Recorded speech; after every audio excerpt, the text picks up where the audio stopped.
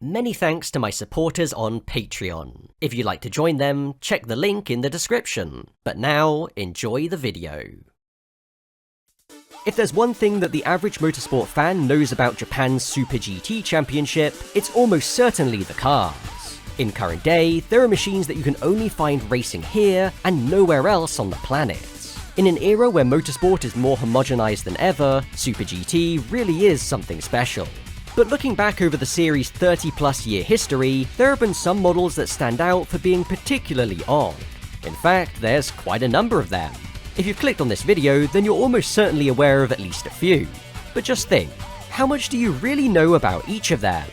With that in mind, in this video I've compiled a list of the very strangest cars to have ever raced in Super GT.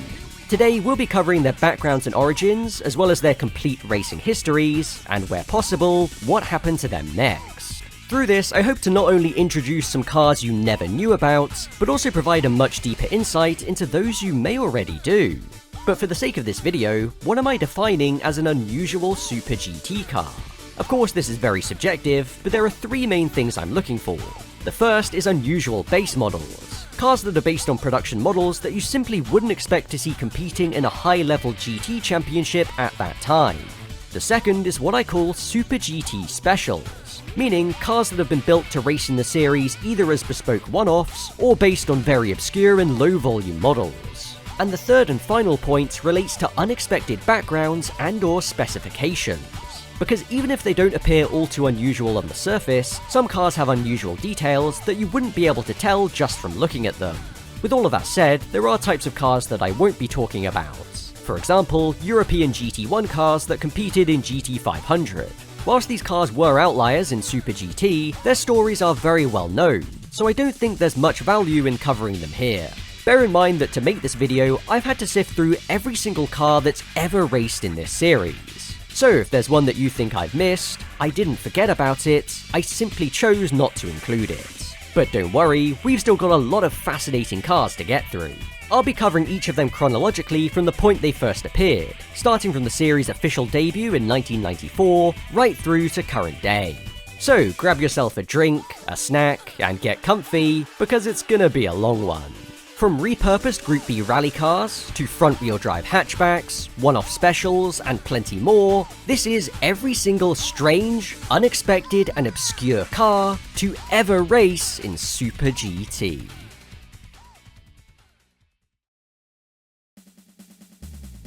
There were a number of interesting machines in the inaugural round of the JGTC held at Fuji Speedway in 1994.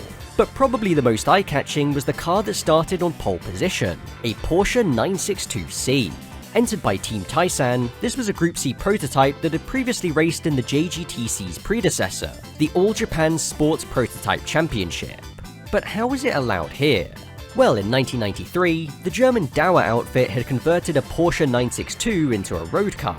Using this as an example, Team Taisan were able to lobby the Japan Automobile Federation, or JAF for short, into permitting their 962C to race under the guise of a production-based GT car, even though it technically wasn't.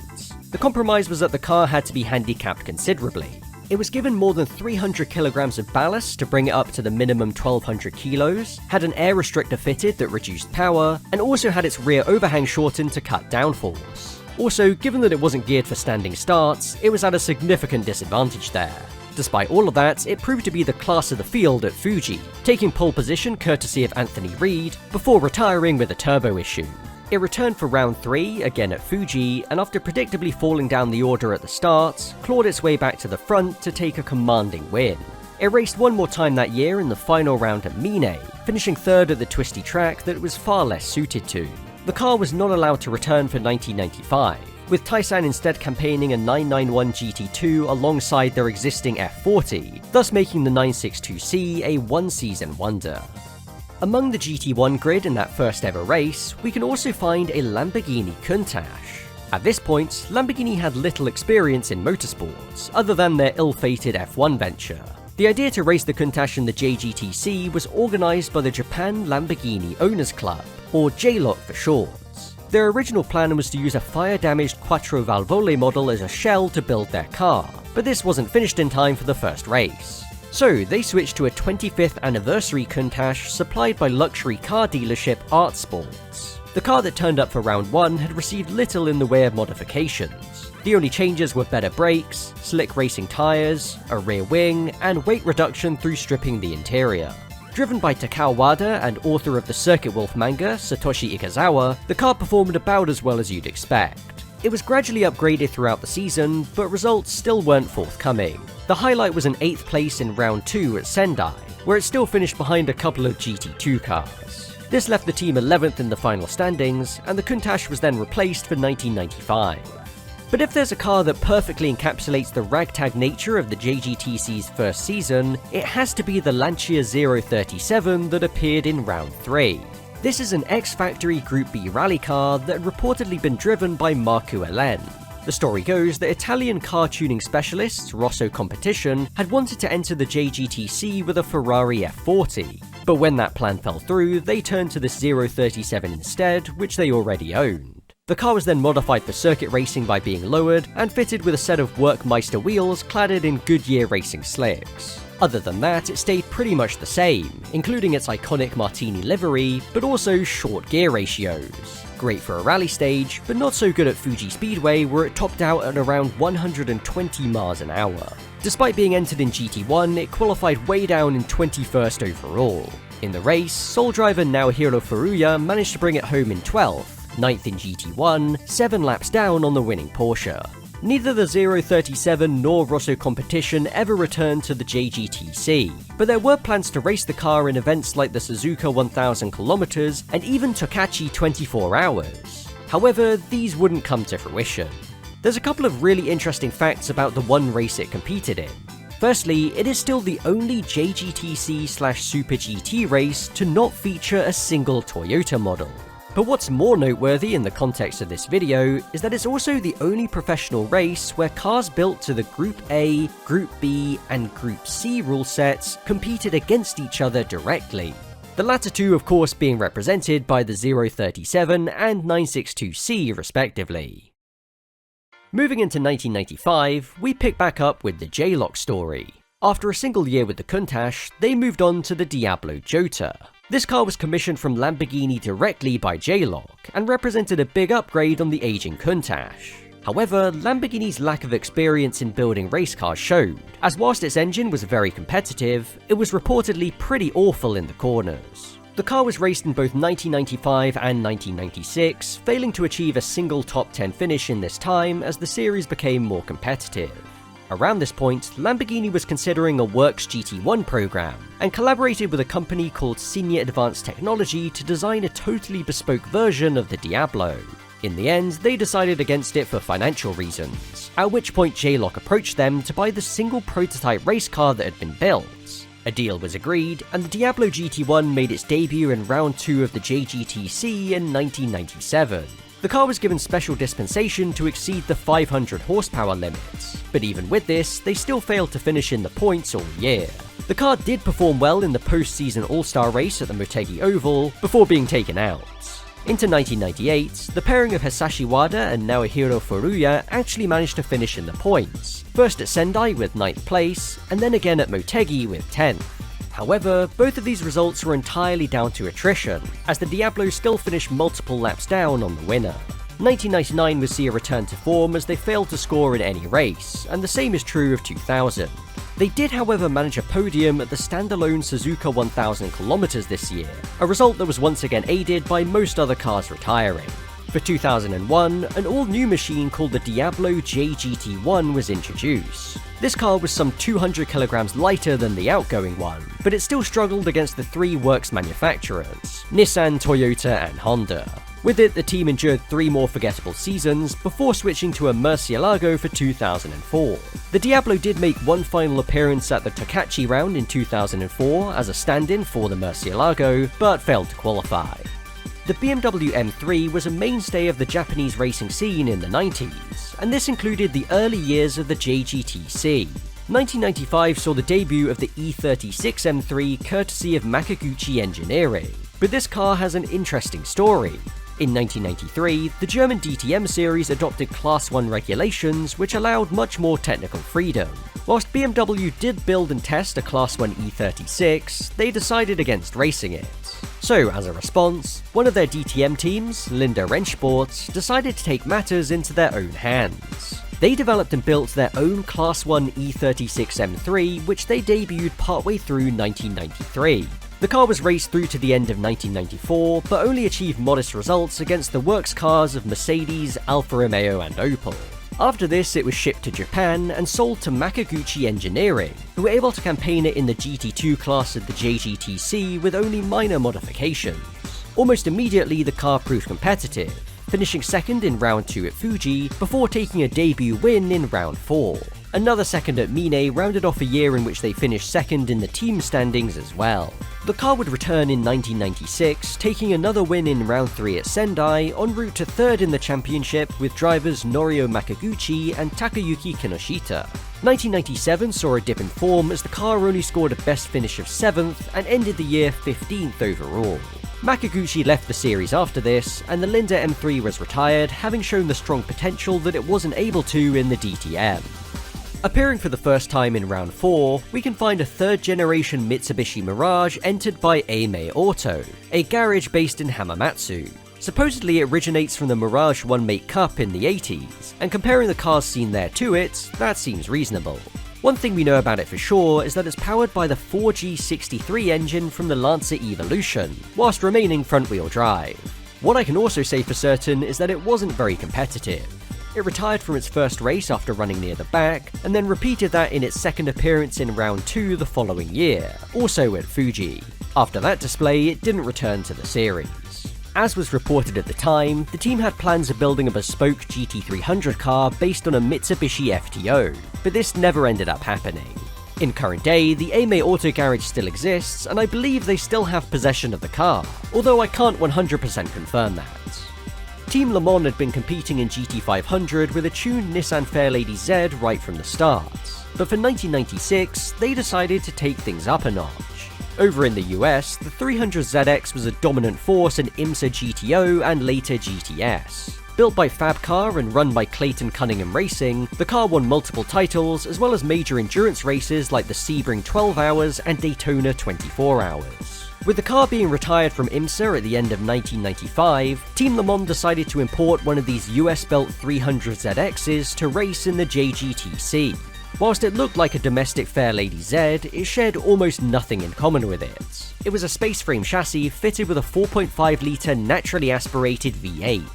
Adorned with the same livery and driven by future GT500 champions Yuji Tachikawa and Masami Kageyama, the team were only able to take a single points finish with 9th in the final round at Mine. Performance adjustments made to meet GT500 regulations meant that it wasn't able to show its true speed. Returning for 1997, they were able to take 10th in the season opener at Suzuka, but a crash in practice for round 2 at Fuji derailed their season. Being a bespoke American-made race car, spare parts were almost impossible to get in Japan. Ultimately, this led to the car being dropped, but Team Le Mans would return to the series in 1999 as a Toyota Works outfit. In the world of Renaults, the biggest name in the Japanese scene is Yokohama-based Atelier Sifo. In 1995, the founder of Sifo, Teruhisa Fuji, had plans to enter the JGTC and the GT1 class with an Alpine A610. Unfortunately, his sponsors pulled out before he could compete, but the idea of racing in the JGTC persisted.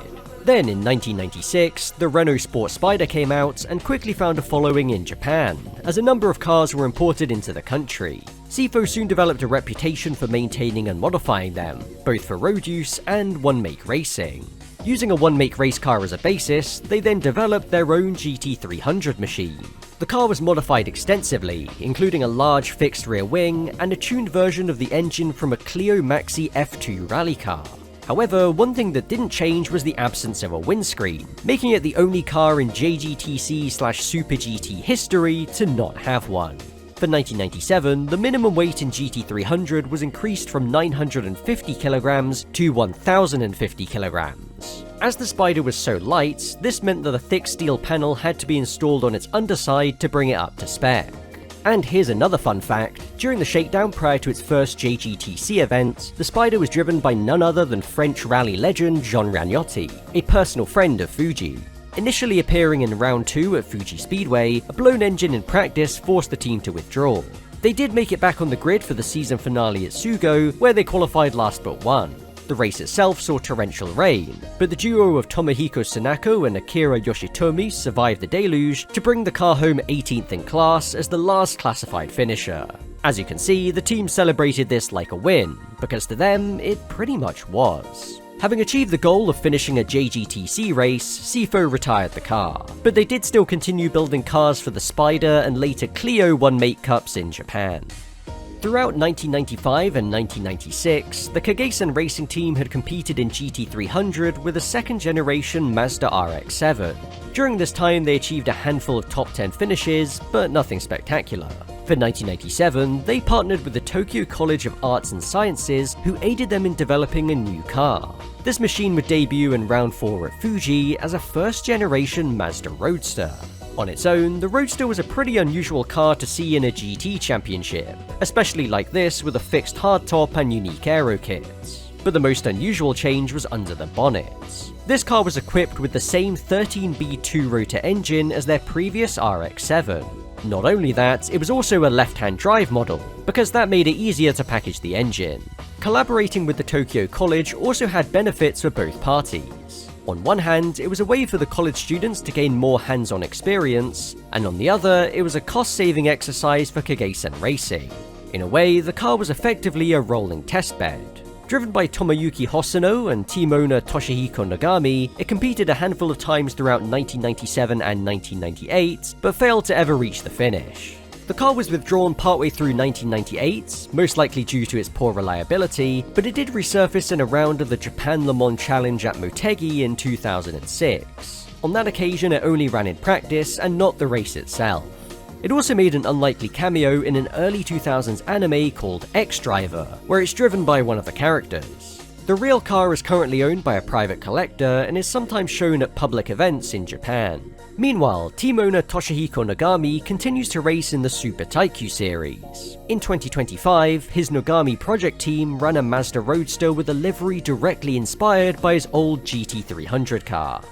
Appearing in round 4 of the 1997 season was this 4th generation Chevrolet Camaro.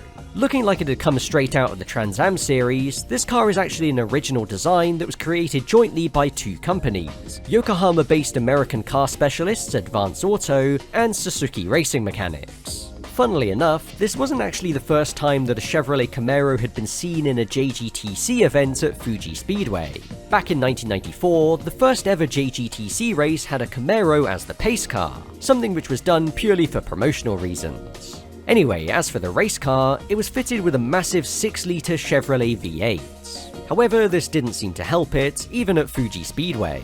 Despite being entered in GT500, it qualified way down in 41st, behind even the aforementioned Roadster.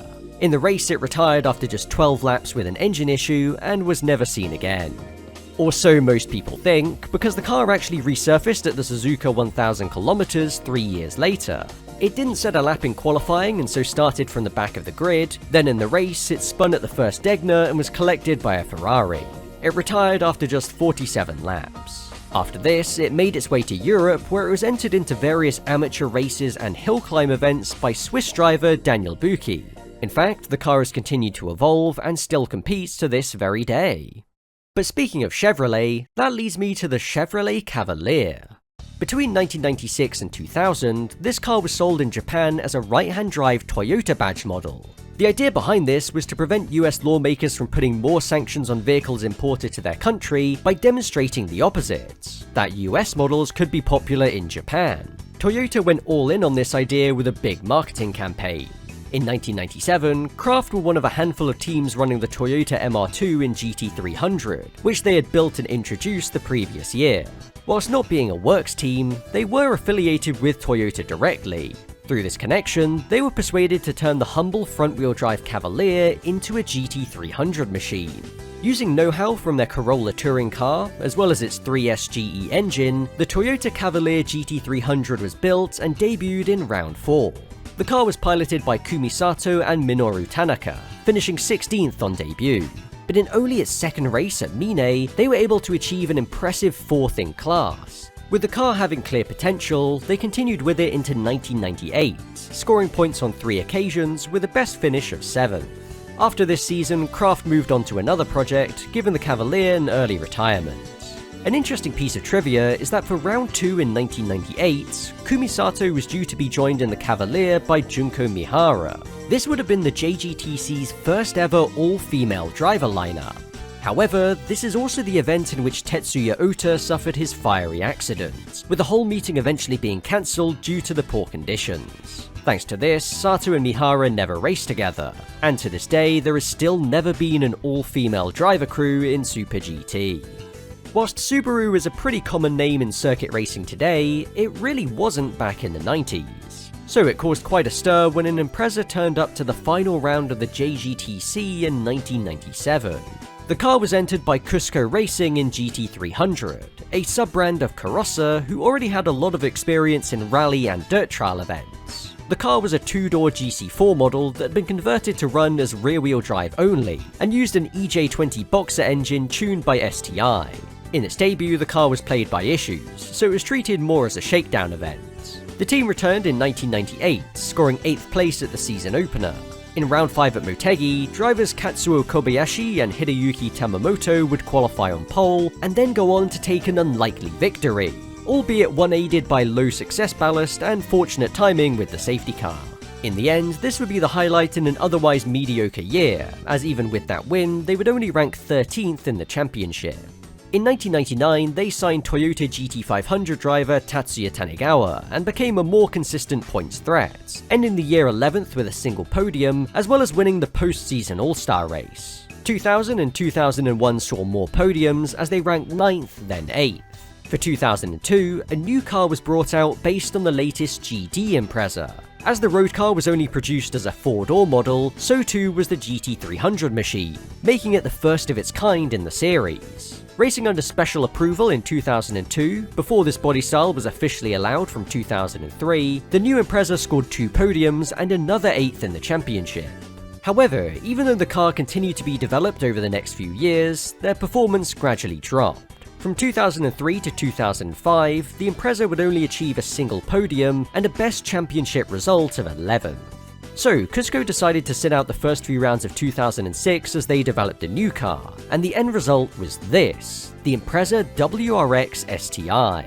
It featured a symmetrical all-wheel drive system developed just for circuit racing. All-wheel drive itself hadn't been seen since the very early days of the series. A couple of points finishes in 2006 underlined the car's potential, before a wet race at Sugo the following year really showed the strength of its all-wheel drive system. From 15th on the grid, they stormed to the front, but a wheel hub issue caused them to drop down the order and eventually retire. But in 2008, things really started to come together. Benefiting from a Dunlop tyre designed specifically for their car, drivers Tetsuya Yamano and Kota Sasaki would take a dominant lights-to-flag victory in Sepang. It was the team's first win for almost a decade, and also the first ever for a 4-door car. 2 more pole positions and 2 more podiums left the team 6th in the final standings, their best result ever. But just as things were starting to come together, it all came to an end. Cusco announced their departure from the series to focus on dirt racing. Although it was never officially stated, it's generally thought that the 2008 financial crash also played a part in this decision. Had Cusco continued into 2009, they were planning to use a new machine that transplanted the Impreza internals into a prototype body. In the end, this bizarre model never made it to the track. When Mitsubishi decided to take a crack at GT300 in 1998, they did so with their FTO Coupe. This program was run by the Japanese arm of their official rally art division. The car itself was developed by Nova Engineering, who previously worked on the Groupe Starion, and engine tuning was handled by HKS. That engine in question was the 4G63 2-litre turbo taken from the Lancia Evo. Unusually, this FTO had its wheel and pedals on the left, most likely to improve weight distribution. The car stayed front-wheel drive, with Toyo supplying the tyres on an exclusive deal. It was clear to see that Mitsubishi meant business, and when drivers Akihiko Nakaya and Takehiko Hara delivered 3rd place on debut, big things were expected. Unfortunately, they would retire from 3 races that year, but a second in the final round at Sugo lifted them to a very solid 5th in the standings. For 1999, Hiro would be replaced with future F1 driver and Honda GT500 champion Ralph Furman. They again started the year strongly, with 2nd in the pouring rain at Suzuka. For round 2, the car was updated with a flat floor as well as a refreshed livery, and whilst this did result in consistent points throughout the year, including 3rd in round 5 at Fuji, they couldn't manage a win, and the team dropped to 6th in the final standings. Mitsubishi then decided to pull the plug after just 2 seasons, and the FTO was relegated to the history books. Another front-wheel drive coupe would debut in the 1998 season.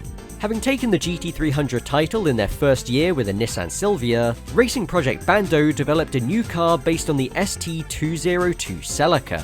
The reason for choosing this front-wheel drive model was that Bando realised that they could make use of the knowledge they had gained from running the Corona Exiv in the JTCC. It also allowed them to reuse various parts from that car as well.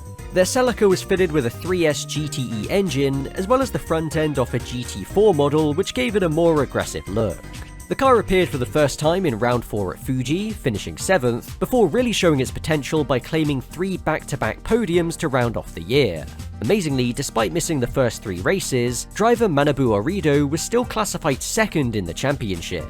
In 1999, they would win the season opener, the first ever victory for a front-wheel drive machine, and would take 3 further podiums over the year. Sadly, Orido and new teammate Hara would miss out on the title by just 3 points. 2000 would again prove to be competitive for the CLK, winning in round 3 at Sugo and taking a couple of 3rd places. But the team would struggle badly in the final 2 rounds, failing to score and dropping to 6th in the table. For 2001, they switched to the MRS, like most other Toyota teams in GT300, and the CLK was retired. It's worth noting that whilst I focused on Bando, the CLK was raced by a couple of other teams during this time, but none of them achieved any noteworthy results. When the AE86 Toyota Corolla was brought out back in the 80s, it was raced for a time, before being superseded by newer models, as you would expect. However, in the mid to late 90s, the model saw a massive surge in popularity thanks to its starring role in the manga and later anime known as Initial D. And it was this renewed interest that led to the car making an unexpected appearance in the JGTC in 1999. Coming off the back of their bizarre Cavalier, the Craft team decided to turn the AE86 into a modern GT300 machine. It was fitted with the latest 3S GT engine, the same one used by the GT500 Supras at the time, as well as a wide track, bespoke body kit, and suspension parts taken from a Formula 3 car. All of this had 2 major effects. Firstly, the car was extremely cheap to manufacture compared to rival machines, and secondly, its curb weight was so low that metal panels had to be installed to bring it up to spec, in a similar vein to the Renault Sport Spider. As a finishing touch, it was adorned with the number 86, although there wasn't much Hachiroku left in it. In its first race at Sugo, it finished 11th, before taking a strong 5th next time out at Mine. 2 more points finishes would leave the team 19th in the GT300 Championship, but they did claim 3rd in class at the Suzuka 1000 km. A new look for 2000 delivered 6th in round 2 and 9th in round 5, but no more points finishes. 2001 brought another livery, but its performance in the first 2 races was very poor. Craft were planning to replace the car mid-season with an MRS, so round 3 in Sugo was seen as its farewell event. But this story would have a somewhat tragic ending, as during the race the car caught fire and was damaged very badly. After that it was put into storage, and although there were plans to repair it, it's still believed to be in the same fire-damaged state. In early 2000, Japanese internet service provider MTCI caused quite a splash when they announced their intention to field a Mercedes CLK LM in GT500. Ultimately the deal fell through, but they would still find their way onto the GT300 grid that year. Built in collaboration with Tomei Sports, this Porsche 986 Boxster is the car they would instead enter with. It was fitted with a twin-turbo flat 6 from the 993 GT2, with Kazuyuki Nishizawa and one-time F1 starter Marco Apicella being tasked with driving duties. The car initially struggled in the first few races, but did achieve a respectable 5th in the 3rd round at Sugo. After this, the engine was swapped to the same one as the latest 996 GT3R, but problems with the suspension still held it back. These were gradually improved over the season, culminating in Apicella taking a surprise pole for the season finale at Suzuka. In the race, the car would gradually drop back, partially thanks to a dangerous half-spin for Nishizawa when leaving the pits, eventually ending up in 9th. This would leave them 15th in the championship, and when MTCI went bankrupt at the end of the year, the team was disbanded. This very well could have marked the end of the Boxster story in the series, but in 2005, the first year of Super GT, it made a return. GT300 regulars Arctech Motorsports began running this Boxster as a second car. Unfortunately, its backstory isn't as well documented, so I'm not sure whether it's based on the former MTCI car or an all-new design. If I had to guess, I'd say it's a new chassis. What I can tell you is that it once again ran the engine from a 996 GT3, and after a couple of false starts, made its first outing in round 3 at Sepang. The team struggled in that first year with a best result of just 15th, but 2006 was a big improvement. Drivers Ichigo Suga and veteran Hideshi Matsuda took 2 third places to start the year, and consistent points finishes thereafter left them 9th in the championship. 2007 saw the team run 2 Boxsters at most rounds, with the lead number 110 machine taking a best finish of 5th en route to 11th in the standings. Beyond this, the Boxster struggled for results, with Arctech dropping it in the middle of 2009. Around this time, a chassis was picked up by the Avanza Rosso team, and they raced it into 2010. But after failing to score a point, they left the series at the end of the year, and the Boxster hasn't raced in Super GT since then. Curiously, one of the Boxster chassis actually found its way to rotary specialists Ari Amemiya. It's unknown how and why they acquired the car, and the fact they owned it was only found out when they put it up for sale in 2022. First seen in the British GT Championship in 1997, the RGS Mirage GT1 was a race car built from a replica of a Lamborghini Countach. The base model was created by UK-based company Mirage Replicas, with RGS Motorsport converting it into a GT1 machine. Powered by a Chevrolet LS1 V8, the car raced in British GT for 2 seasons, where it achieved little in the way of success. Changes to the regulations for 1999 meant that the one-off special was no longer allowed to race. At this point, Japan-based Sri Lankan racing driver Delantha Malagamua enters the picture. He worked out a deal with RGS to purchase the car and planned to enter it into the JGTC. Under the banner of Team Sri Lanka, the Mirage would make its debut the following year in GT500. The car evoked memories of the J-Lock Countach, which had competed back in 1994, but it performed even worse than that did. In its first appearance at Fuji, it qualified behind most of the GT300 field, then took morning warm-up a bit too literally, and so couldn't start the race. The team would attempt to enter a couple more events that season, but their qualifying times were so slow that they weren't allowed to race. In the end, Team Sri Lanka would give up on the Mirage, deciding to field a Mosler MT900 for the following season. In the meantime, the car still hung around in Japan before catching the eye of Team Legion. The outfit were planning to make their debut in the JGTC, and so took ownership of the Mirage for 2003. Decked out in a new colour scheme, the car was detuned and entered into GT300.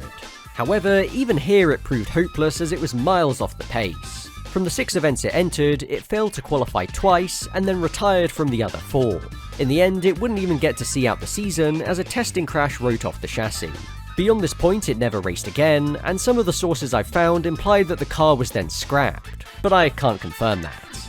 A car that was also entered into the JGTC in 2000, but technically never raced, is this Toyota Corolla AE101.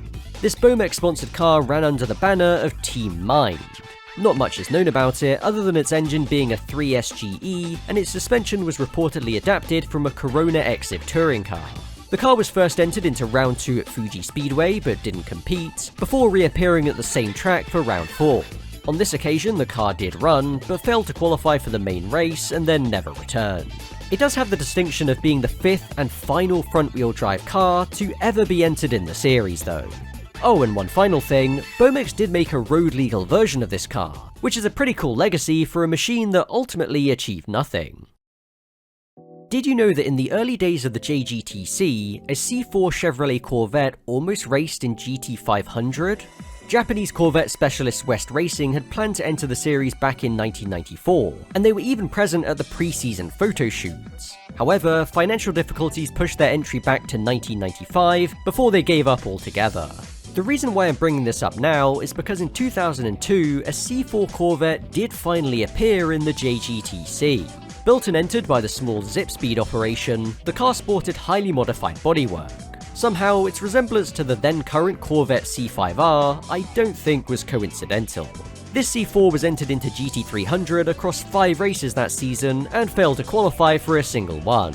Although it never reappeared in the JGTC, it did make an outing at the Suzuka 1000 km in 2003, as well as the Fuji 1000 in 2007, a round of the Japan Le Mans Challenge. In both cases, it didn't show great speed and wasn't classified at the finish. In current day, the car is still owned by the founder of ZipSpeed and has run at a few events in Japan. In the 90s, automotive materials company Tokyo R&D began producing a light race car called the Cadwell, a Japanese take on a classic British sports car. Soon, the idea for a road-going version was proposed, and this led to the birth of VMAC. In 2000, the VMAC RD180 was shown off, a Honda-powered mid-engine road car that was due to be produced in both Japan and the UK. To promote their car, in 2002, VMAC decided to enter the JGTC through R&D Sports, the racing division of Tokyo R&D. To this end, the VMAC RD320R was created in collaboration with Mola. Whilst it looked like a racing version of the RD180, it was actually a totally bespoke chassis that only carried over the roof and windscreen from the road car. It was also powered by a Toda Racing-tuned Honda V6, the same one from the NSX. Appearing for the first time in round 2 at Fuji Speedway, the VMAC took a stunning pole to victory in GT300 with drivers Shinsuke Shibahara and Shogo Mitsuyama. During the summer, the VMAC also won in class in its first attempt at the Suzuka 1000 km. Proving the car's incredible speed, they would then go on to take pole in 3 of the next 4 races, but only managed to convert one of them into another win, round 6 at Motegi.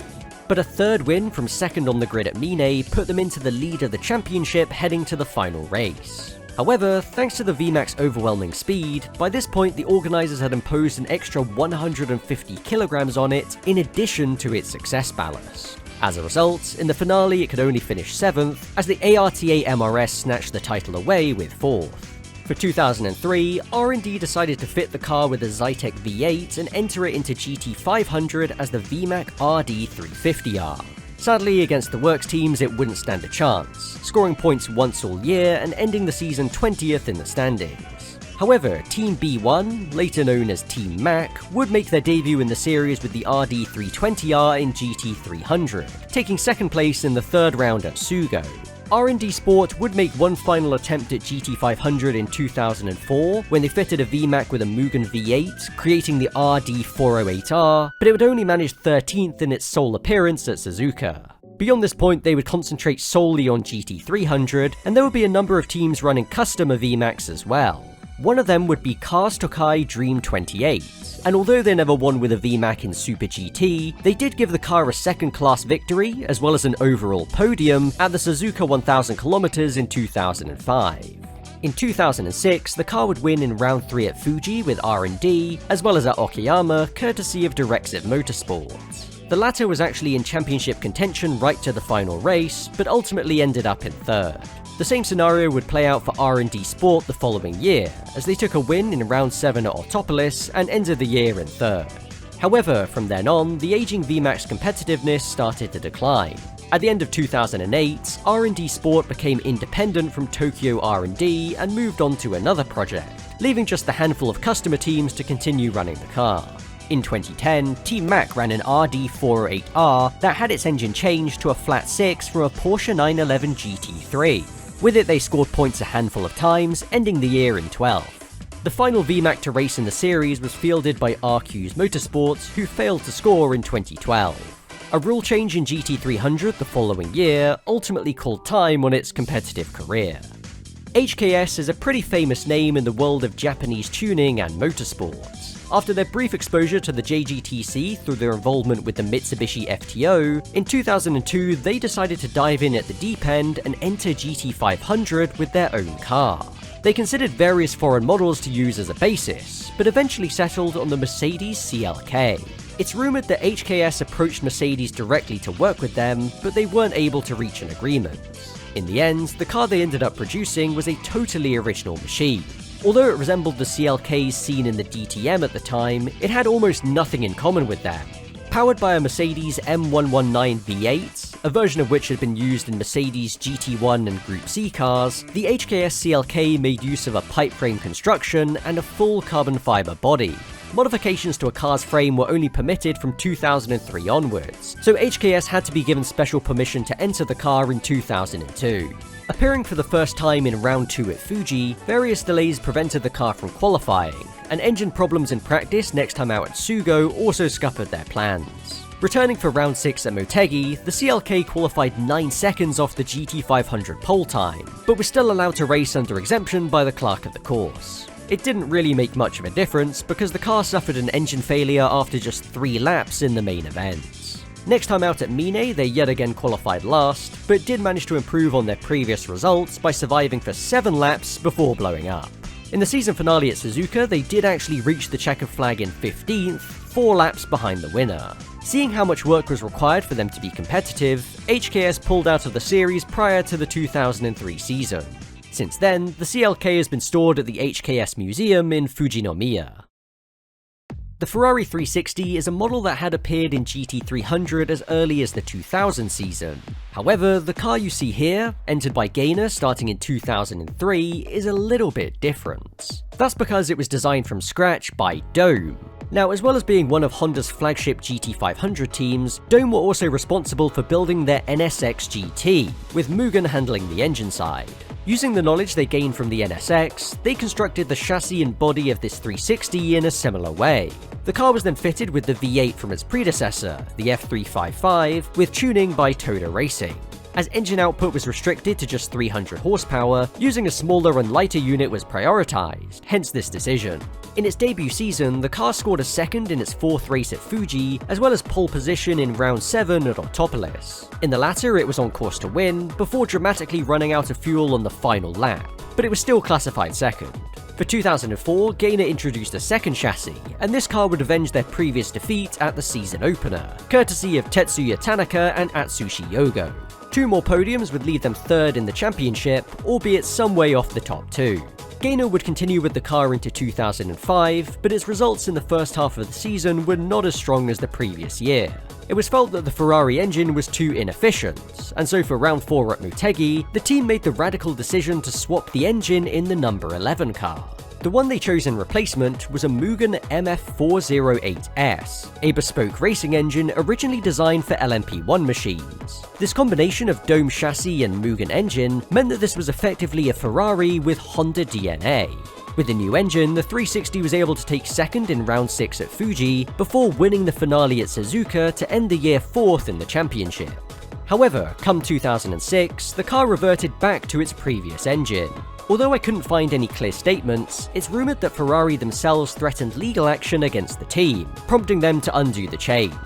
With the old engine, they were still able to take a win at Motegi, but dropped to 9th in the standings. The team had a pretty awful 2007 where they only scored a single point, and 2008 wasn't much better. This year, one of the 360s was retrofitted with different lights and entered as an F430, although everything else was the same. 2009 saw an upturn in form as Tanaka and Katsuyuki Hironaka took a win and 2 further podiums to end the year 3rd overall. And this would turn out to be the car's final season, as it was replaced with an F430 GT2 for the following year. First seen in 2001, the ASL Garaiya was a mid-engine concept sports car developed jointly by Autobac 7 and Tommy Kaira. To coincide with this, a GT300 version was constructed by APR. Aided by R&D Sports, who had knowledge from their VMAC, the Garaiya followed a similar blueprint in effectively being a prototype machine. Campaigned by Autobac's racing team Aguri starting in 2003, the car would take 3rd in only its 2nd race at Fuji, and then 2nd in round 6 at Motegi. This would leave them in 7th at the end of the year, which was seen as a disappointment given that the team had won the title in 2002 with the MRS. So for the following year, its SR20 Nissan engine was swapped to a VQ35. This change provided a good improvement, with drivers Moro Nitta and Shinichi Takagi taking 2nd in the opening round, before going on to claim the car's first ever victory in round 4 at Tokachi. This was followed up by another win at Motegi, and then 2 more 2nd places to round off the year. In most other seasons, a performance this impressive would have been enough to win the title. But not in 2004, as Mugen stole the crown by a single point after winning the final race. The The Garaiya was lightened for 2005 and took a win at Sepang along with 3 further podiums. However, this still wasn't enough to seal the title, and combined with the production car being cancelled around this time, Aguri Suzuki decided to close the GT300 team. The Garaiya was then put on display in an Autobac store in France. However, in celebration of ARTA's 10th anniversary in 2007, Suzuki decided to bring the GT300 team back, and the Garaiya was brought out of retirement. With only minor modifications, the car struggled in the first couple of races, but did win in round 3 at Fuji. At the end of the year, the team was classified 4th, thus continuing their run of good results, but just not quite good enough to win the title. In 2008, the car was given a complete overhaul to create a Spec 2 version.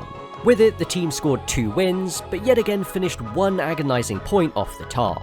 In 2009, they were 5th with another win, and in 2010, 2nd once again. 2011 yielded just a single podium as they slumped to 12th in the standings, before ending 2012 in 9th.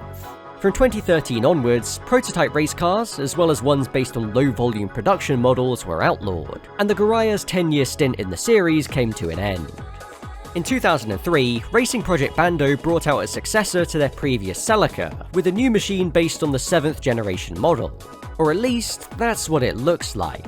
As I mentioned before, 2003 was the year in which the regulations became a lot more relaxed in terms of how a car could be modified from its original base model. Bando were one of the teams to make use of this, but to keep costs down, they decided against designing a new car from scratch. Instead, they worked with TRD to transplant the internals from the outgoing GT500 Supra into a Celica body. This included not just its 3S GTE engine, but also FR drivetrain, with the end results being colloquially known as the Celepra. Introduced from round 3, it didn't take long for the car to find its feet, winning in only its 3rd race at Fuji. Another win in the finale at Suzuka brought the team 4th in the championship. However, in round 5 that year, another chassis was introduced for the Sigmatech team, and they would go on to win at both Motegi and Autopolis. This meant that the new Celica claimed 4 out of 8 wins in GT300 this year, and Sigmatech also added the Suzuka 1000 km to the car's list of successes. Bando would achieve another victory at Sugo the following year, but they were unable to improve on their previous championship results. 2005 would see a couple of podiums but no more wins, and the same was true in 2006. However, the customer Sarumo team would manage a victory in round 6 at Suzuka this year, and Bando themselves would return to the winner's circle the following year at Sugo, ending the season 9th in GT300. Despite its consistent speed, the Celica failed to ever really challenge for the title, and it was replaced a few rounds into the 2008 season. Porsche's front-engine 968 isn't a model that you would have expected to see racing in the JGTC, but that's exactly what happened in 2004. As a road car, the 968 hadn't been in production for nearly a decade, but its appearance in GT300 was down to Arctech Motorsports. The team wanted to build a car that wasn't being raced anywhere else, but also wanted to do so on a budget. As such, this 968 was still fitted with the same M44 engine as the production model. Lacking resources, the car struggled, with a best qualifying result of 17th and best race finish of 19th. At the end of the year, Arctech replaced the car with the aforementioned Boxster, and the 968 ended up in the hands of Legion. They campaigned the car throughout 2005, but despite making improvements to its bodywork and aero, 14th at Fuji was the best they could manage. They replaced it with a 911 for the following year, and the 968 was never seen in the series again. In 2005, Proton's R3 division built a Lotus Exige GT car intended for endurance racing. This model, dubbed the Exige 300RR, was powered by a GM-derived 3-litre V6 and was heavily modified from the standard road car. The Exige would make an appearance at the Sepang Super GT round that year in the GT300 class, under the banner of Amprex Motorsports. This entry was the car's first official event, and was mainly viewed as an extended test session. In qualifying, it would end up 16th out of 27 cars, a very respectable effort. However, prior to the race, an engine issue was found, and so it didn't take the start. Although it never returned to Super GT, the Exige did go on to compete in a round of the FIA GT Championship, as well as the Merdeka Millennium Endurance Race at Sepang, winning the event outright in 2005 and 2006. Introduced for the 2006 season, the Mooncraft Shiden MC RT16 was a true oddity in Super GT. Based on O'Reilly Technologies' Daytona prototype, Shizuoka-based constructors Mooncraft redesigned almost every part of it, and also installed a Toda-tuned Toyota 1UZ FE.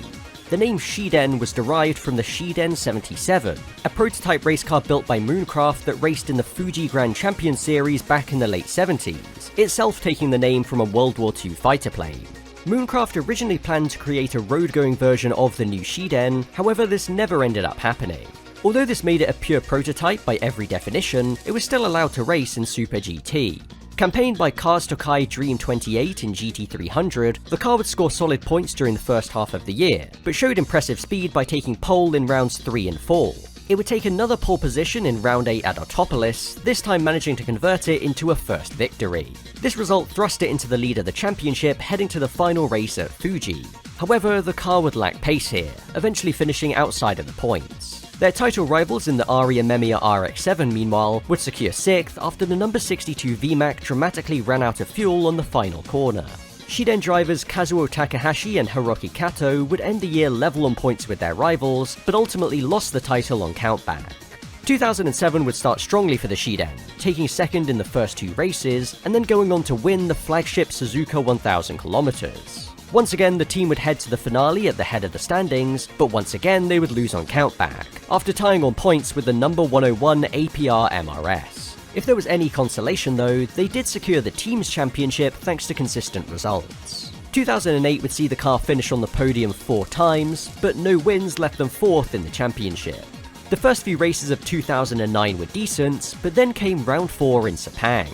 After qualifying on pole, the Shiden was thrown out of the results due to its success ballast not being positioned correctly. Starting the race from 19th, Kato made ground as his rivals faltered, before pitting in. Hiroki Yoshimoto took over the car and soon found himself in the lead. From there he was able to cruise home and take a very impressive victory. In spite of this incredible speed, the team would fail to score in the final 2 races, leaving them 6th overall. Into 2010, the Shiden would only score points 3 times, but these consisted of 2 second places as well as an impressive pole to win at Sugo. The end result was 4th in the championship. 2011 saw the car receive an all-new livery, designed to make it resemble a mecha robot from the anime Neon Genesis Evangelion. However, this new paint scheme marked a downturn in form, as they only achieved a single podium and ended the year 10th in the standings. 2012 started well with a 2nd in round 2 at Fuji, but this was the high point in an otherwise miserable year where they ended up 11th, the car's worst result yet. A regulation change for 2013, the same one which doomed the VMAC and Garaiya, also put an end to the Shiden Super GT story. The sole chassis was then returned to Mooncraft, and is still believed to be in their ownership in current day. In 2006, Super GT became the first major series in the world to have a Ford GT racing in it. The car you see here is an original design created by Teramoto Technical Office and entered by DHG Racing in what was their debut season.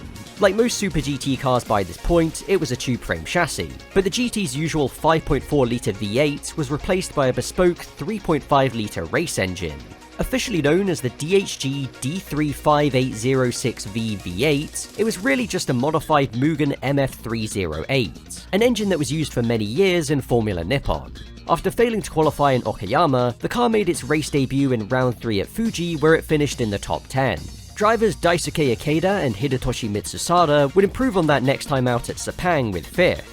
At the Suzuka 1000 km, it would unfortunately get taken out by the Nismo Z of Yuji Ide, acting as the catalyst for his infamous black flag blunder. The team would bounce back with pole position next time out at Motegi, but an aerodynamic irregularity would see them stripped of their time. In the race, they would charge back through the field to finish 5th, and then scored a maiden podium at Autopolis. All of this would lead the squad 16th in the standings. Returning in 2007, the car suffered a big accident at the season opener. After this, it was rebuilt with improved aero, but even still, they could only achieve a best finish of 9th all year, leaving them way down in 27th overall. DHG then decided to call time on their short Super GT venture, and their unique Ford GT was left to gather dust. Now, let's check in once again with Racing Project Bando. In 2008, they introduced a new model based on the 4-door Lexus IS350. However, much like their previous Celica, this car isn't what it seems. Beneath its body lies Toyota's mid-mounted RV8J Formula Nippon engine. By making it mid-engine, the front of the car can be made lower, and thus more aerodynamically efficient. Mechanically, almost everything is bespoke, from its suspension to its transmission, making this effectively a Formula car with Lexus bodywork. After taking a few races to get up to speed, the car was able to show its true potential at Sugo, qualifying on pole and then running strongly in the top 3. But a delay when restarting the engine in the pits dropped them out of the points. At the Suzuka 1000 km, the car would also run well, but engine and then transmission problems ruined their chances. Then in round 7 at Motegi, after qualifying on pole, more than a second faster than the next best car, they had their times disallowed owing to an engine irregularity. Starting from dead last, drivers Manabu Orido and Tsubasa Abe would go on a tear, overtaking all 24 other cars in the GT300 field. A last-to-first victory had never been seen in the series before this point, so their success was a truly historic one. Having shown what their IS350 was capable of, they would win again in the opening round of 2009. From there, they would claim 3 more podiums and never finished lower than 8th, taking the team's first GT300 title since their debut season in 1997. Bando would also race the car into 2010, taking a single podium in what turned out to be a disappointing title defense. They ended the year 8th in the championship before moving up to GT500 for 2011. An IS350 would still race in 2011 courtesy of new entrants SG Changi. Whilst looking very similar, their car was designed independently of the Bando one by a company called Schiff, who briefly raced it in the series at the end of 2008. In terms of layout, it's pretty much the same though, with an RV8J mounted in the back. Drivers Ryo Arime and Alexander Imperatori would take a win in round 4 at Sugo, as well as 2 more podiums, and end the year 5th overall. The team returned partway through 2012, but weren't able to score any points, ultimately leaving the series at the end of the year. Following on from the AE86 and AE101, another Toyota Corolla would appear in the series starting in 2009. The Corolla Axio is a version of the model that was only sold in Asian markets, but yet again, the GT300 version doesn't have much to do with the production car. Constructed by APR, it features a 3.5-litre racing V6 mounted where the rear seats would normally be, thus allowing for a low and sleek profile. APR built 2 cars for the 2009 season, each of which would score consistent points, ending the year in 8th and 10th respectively.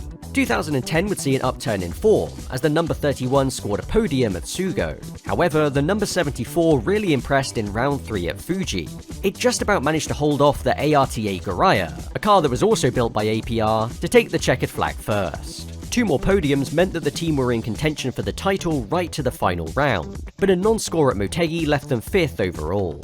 Continuing into 2011, their results would be solid, but not outstanding. The number 74 would achieve 2nd at Sugo, but could do no better and ended the year in 7th. APR would build a new car for the 2012 season, and the Corolla Axio was retired after 3 years of service. Following Cusco's departure from the series at the end of 2008, Subaru no longer had any representation in Super GT. Well, that didn't stay the case for long, as R&D Sport re-entered GT300 partway through 2009 with a new model based on the Legacy B4. Developed with input from Subaru themselves, this was a 4-door all-wheel drive model powered by the venerable EJ20 Boxer engine, effectively the same setup as Cusco's Impreza. The car debuted in round 6 at Suzuka, but issues with its front differential prevented it from starting the race. Further outings that season showed that a lot more work was required to make it competitive, and so into 2010, they made the decision to run the Legacy as rear-wheel drive only. The first few rounds yielded no points as their struggles continued. But then at the Suzuka Endurance round, where they started 11th, drivers Tetsuya Yamano and Kota Sasaki were able to make steady progress and take not just the car's first points, but first win after 8 attempts. It was a victory that was down to consistency and not making mistakes, as much as the car's inherent speed. This would prove to just be a one-off in an otherwise arduous season, but it was still a good foundation to build on going forwards. Into 2011, the Legacy scored minor points in the first few rounds, before taking another victory at Suzuka in changeable conditions. Furthermore, they were then able to take pole position in round 7 at Autopolis and lead the race from start to finish. These 2 wins gave them an outside shot at the title heading to the final round, but they ultimately ended the year a respectable 4th. Into 2012, Subaru would strengthen their ties with R&D Sports, and the Legacy was replaced with a new model based on the BRZ. In 2009, new GT500 regulations were introduced which mandated a 3.4-litre V8 engine, as well as every car needing to have that engine mounted in the front. This presented a bit of a problem for Honda, whose NSX was of course mid-engined. At the same time, they didn't really have a suitable road car to use as a basis for a new machine. In the end, they were given an exemption to race the NSX for one more season, but with a performance ballast applied. However, they still faced a tough decision for 2010. A few years earlier, Honda had announced their intention to build a second-generation NSX. It was planned to be all-wheel drive, with a front-mounted 5-litre V10 providing the power. A prototype of this new NSX was built, and was even spied testing at the Nürburgring in 2008. But with a major financial crisis looming, Honda decided to pull the plug on it. Whilst this was a big shame, they didn't let all of their work go to waste. Because what they decided to do was feed the development of this stillborn NSX into a new GT500 race car, and the end result was unveiled in late 2009 as the HSV-010 GT. Whilst it wasn't strictly a production model, Honda were able to argue that it was based on a production-ready model, as stipulated in the Super GT rules. This argument was accepted, and a fleet of 5 HSVs lined up for the first round of the 2010 season at Suzuka. The car was able to take pole position first time out courtesy of the number 18 Weeder machine run by Dode. However, the race would be a total disaster, as they first fell down the order after a mistake at the end of lap 1, and were then involved in a major accident that took out 3 HSVs in total at the start of lap 11. Still, Team Kunimitsu would give the car a debut podium, so it wasn't all bad. Round 2 in Okayama saw the number 18 car start from pole yet again, but this time things went much smoother as they held on to take a drama-free victory, the HSV's first in only its second race. Round 5 at Sugo saw a dramatic final lap battle for the win between the Weeder HSV and the Keihin HSV, which was settled in favour of the latter. To this day, this is still the closest finish in Super GT history. Round 6 was the Suzuka Summer Endurance, and it saw the ARTA HSV, which had struggled up until that point, take a commanding victory from pole position. Heading to the final race at Motegi, the Weeder car was in prime position to take the title. And when their nearest rivals in the Eneos Lexus got a penalty early on, Takashi Kogure and Loic Duval were able to bring the car home in second and secure the GT500 title for Honda. 2011 would be a mixed season, as whilst the reigning champions managed to win at Sepang and Suzuka, they lacked consistency, and there were no wins for any of the other HSVs. During the off-season, the radiators were relocated to the sides of the car. Whilst this improved weight distribution and thus cornering speed, it had the side effect of making the car more sensitive to additional success weights. The Weeder car would end the year as top Honda in third, 23 points off the champion Mola GTR. Into 2012, the team would yet again win from pole at Sepang, but this would be Honda's only triumph all year. In the season opener, the Raybrigg HSV was passed for the lead on the final lap by the Zent Lexus. And then in round 7 at Autopolis, the exact same thing would befall the Epson HSV. Mix in the Keihin car's massive accident at Suzuka, and this was a pretty bruising season all round for Honda. The best ranked HSV was the Raybrigg car, which ended the year in 5th. For 2013, the car underwent some modifications, which included switching from a single center-mounted exhaust to dual side exit ones, thus allowing the engine to rev higher. This change paid off pretty much immediately, with the Raybrigg and Keihin cars taking a 1-2 in the season opener. In round 4 at Sugo, another top 2 lockout was on the cards, until the Weeder and Keihin cars wiped each other out when they inadvertently sandwiched the Denso Lexus. Fortunately, ARTA was able to pick up the pieces and take a truly unexpected win. The Weeder car was then able to avenge their failure at Sugo by claiming victory at the Suzuka 1000 km. This upturn in form would lead to 2 Hondas heading to the final round with a shot at the title, the Weeder HSV and the Keihin HSV. But although the latter would manage second in the finale, it wasn't quite enough to best the Zent Lexus, who became champions by just 2 points. For 2014, Super GT began unifying their regulations with DTM, resulting in an all-new breed of GT500 cars. The 2012 season was very much a transitional period for GT300. Not only was it the final year of the one-off prototypes, it was also the first to fully incorporate FIA GT3 cars and balance of performance. Another part of the story was the introduction of hybrid systems. Built by APR as a follow-up to their Corolla Axio, the Toyota Prius made an unlikely debut in the series. Much like the Corolla, it sported a bespoke racing engine mounted in the back. This time the RV8K that was also used in GT500, Formula Nippon, and even Toyota's brand new LMP1 car. Bolted onto that was a hybrid system made using parts from various Toyota production models. Once again, the bodywork was all original and merely made to resemble a normal Prius. In its first year, the car would struggle with reliability issues, but proved its speed in round 6 at Fuji where it took pole position, and after a first lap spin, managed to fight back to second. Technical problems still plagued it into 2013, but when it worked, it was quick. After another early error in round 2 at Fuji, drivers Morio Nitta and Koki Saga would charge back through the field. In the end, they took a historic win, the first ever for a hybrid car in the series. A second in round 6, again at Fuji, would be their only other points of the year, and they ended the season 8th in the championship. 7th would be their final result in 2014, as the Prius continued to prove fast but fragile. Although they didn't win, they did manage 2 second places and a pole position. 2015 is where things would really start to come good for the Prius, as it seemed like reliability was no longer a concern. This year they switched from Yokohama to Bridgestone tyres, and the car had a new aero package. This all culminated in a dominant win to start the year at Okayama, and then consistent results thereafter.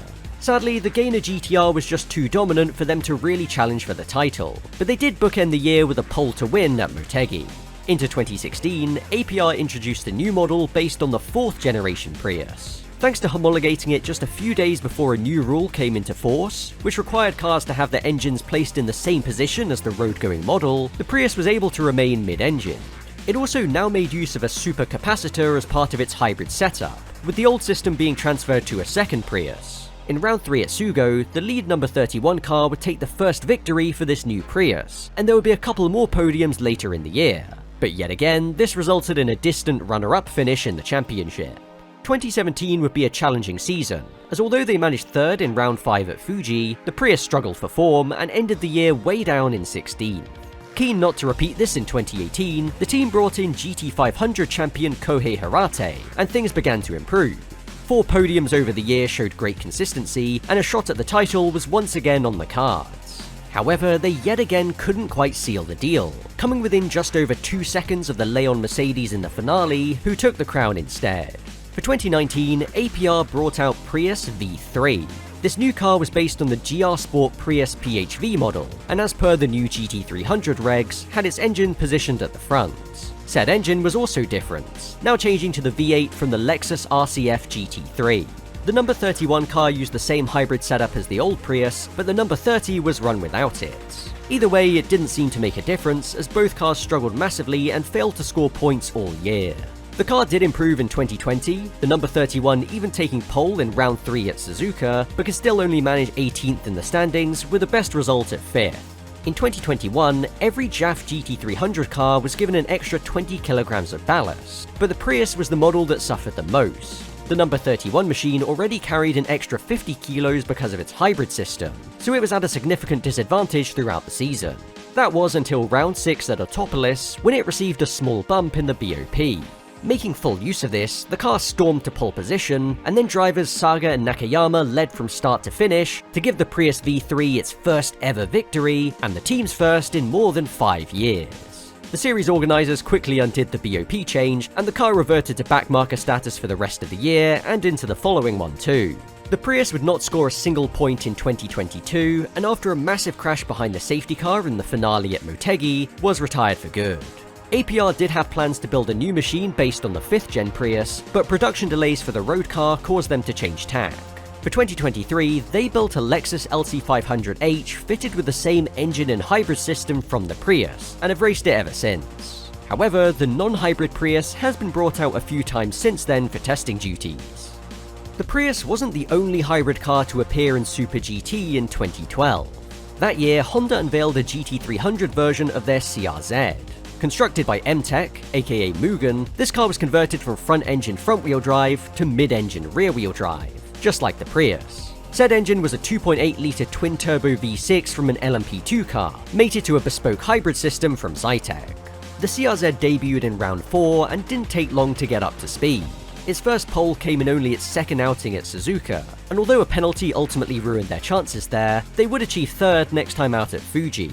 Into 2013, the Mugen CRZ was joined by a sister car run by ARTA. The latter would take the CRZ's first win at Sepang, and followed this up with another at Sugo. However, a lack of results beyond this consigned them to just 7th in the standings. By comparison, the Mugen car was ultra consistent. It finished 2nd on 4 occasions, including at Sepang and Sugo, making a CRZ 1-2, as well as winning the optional Asian Le Mans Series round at Fuji that counted towards the championship. In the end, this impressive form would see drivers Hideki Muto and Yuki Nakayama claim the GT300 title in the CRZ's first full year. Having achieved their ultimate goal with the car, Honda didn't provide as much support into 2014. The Mugen car only achieved a single podium, but ARTA did manage to win in round 3 at Autopolis. Although the car showed strong pace over the rest of the season, qualifying on pole twice, various problems held it back from getting any more good results. At the end of the year, Mugen were classified 10th and ARTA 11th. For 2015, Mugen would make their exit as they prepared for a return to GT500, leaving ARTA as the sole CRZ team. They started the year strongly with 2nd at Okayama, and then took an impressive pole to win in round 4 at Fuji. They were on pole again for round 6 at Sugo, but an early safety car saw everyone pile into the pit lane. With the pit boxes packed so tightly, they got stuck behind their GT500 teammates, triggering a huge backlog and dropping them way down the order in the process. At the end of the season, they would be ranked 5th, and with the new engine position rule coming into effect in 2016, had no choice but to abandon the CRZ. With new GT500 regulations coming into force in 2014, Honda were once again in a tricky spot. By this point, they had unveiled the concept for their second generation NSX, ignoring their previous front-engine attempt, but were still a few years away from actually releasing it. So what they decided to do was once again lean on that production-ready clause. This is the Honda NSX Concept-GT, a GT500 car based on the pre-production version of the NSX. Powered by a 2-litre turbocharged engine as mandated by the new rules, it paired this with a Zytec hybrid system, being the only car in GT500 to do so. As the road-going NSX was planned to be a hybrid, Honda insisted on making the race car one too, using the knowledge they had gained from their CRZ to aid in development. But this wasn't the only thing that made it unique. Just like the first generation NSX, this new one was mid-engine, and that created a bit of a headache. The common monocoque that had been designed jointly with the DTM was only intended for front-engine layouts, and didn't really work with the NSX. As such, Honda had to lobby the other manufacturers to allow them to modify the monocoque in such a way that a mid-engined car could be built around it. In the end, they would succeed, and the NSX Concept-GT debuted in the 2014 season.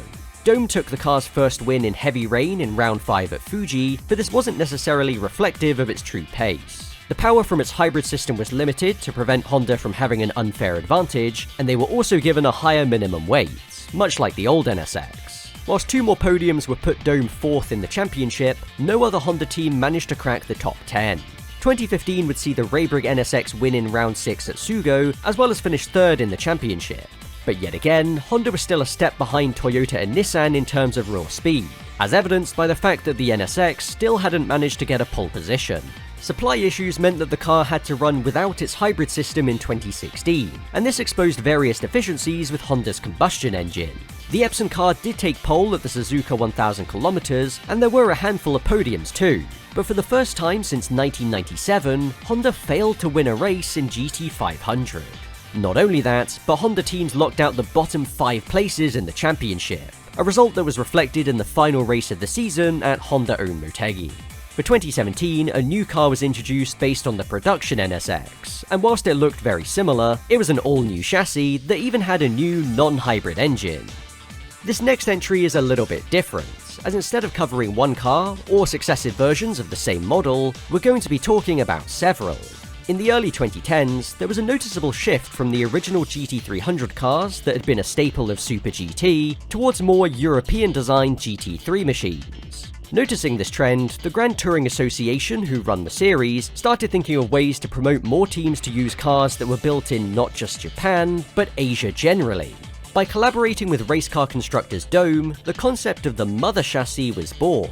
The idea was that by producing a package that included a chassis, engine, and other mechanical parts, teams could effectively buy one off the shelf and use it to prepare a fully functional race car.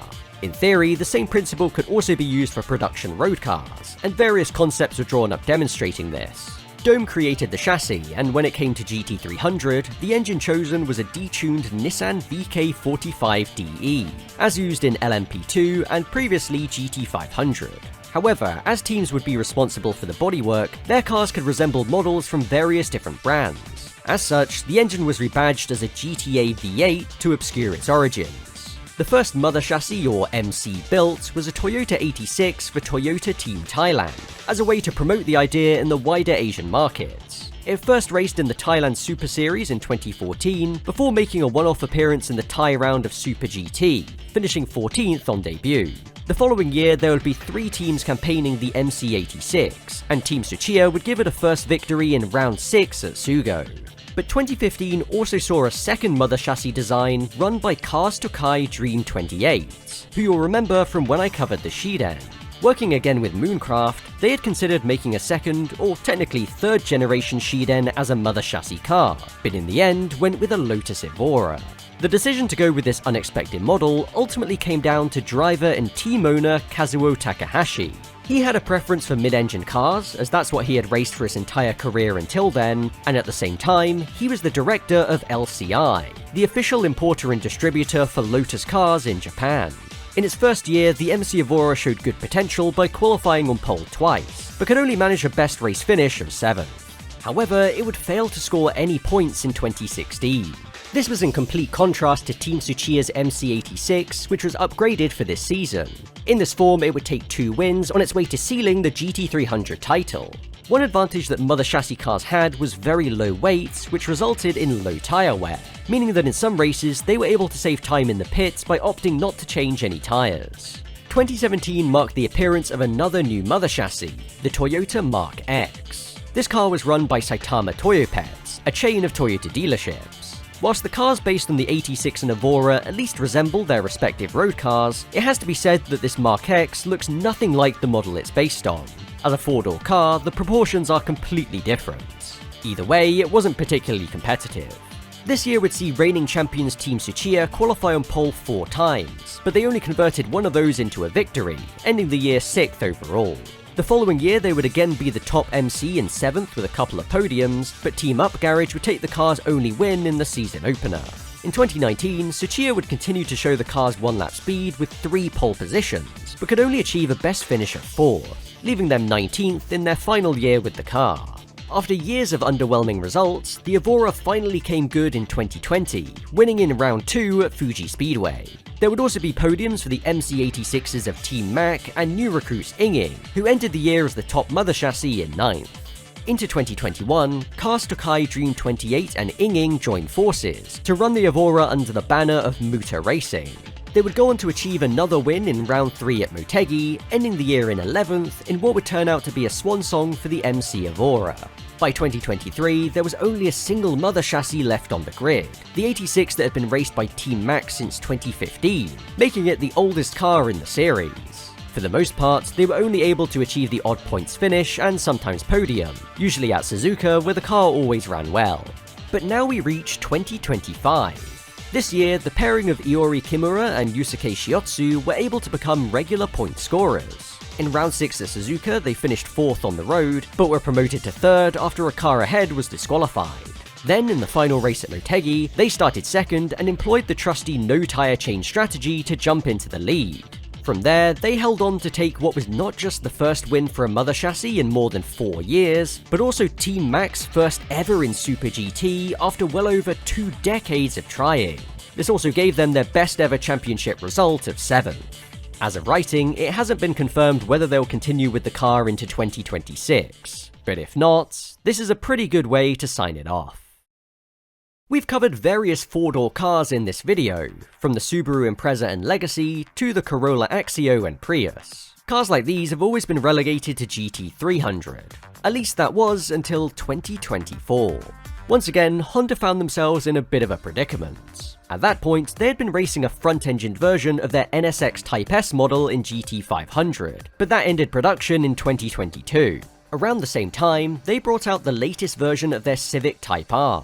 Even though it was a front-wheel drive hatchback, it was the only real performance car they still produced, and so the decision was made to use it as the basis for their next GT500 Challenger.